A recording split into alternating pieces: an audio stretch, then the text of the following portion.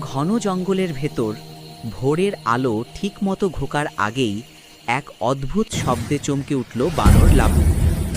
গাছের মাথা থেকে সে দেখল ঝোপের দিক থেকে ধীরে ধীরে বেরিয়ে আসছে ভয়ঙ্কর এক বাঘ, নাম যার খড়াঘাট। পুরো জঙ্গলই তাকে ভয় পায়। লাবুর বুক ধড়পড় করতে লাগলো। বাঘের চোখ সোজা তার দিকে।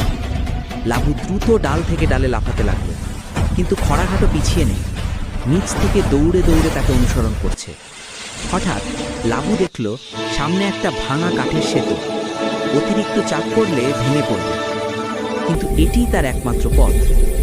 সে ফটাফট সেতুর উপরে লাফ দিয়ে উঠল। পিছনে বাঘটাও সেতুতে এসে পা রাখল। সেতুটি কোকিয়ে উঠল। লাবুর মাথায় বুদ্ধি ঢুকল। সে চিৎকার করে বলল, থামো, নিচে নরম কাদা আছে, তুমি যদি পড়ে যাও উঠে আসতে পারবে না। বাঘ থেমে গর্জে উঠল, তুমি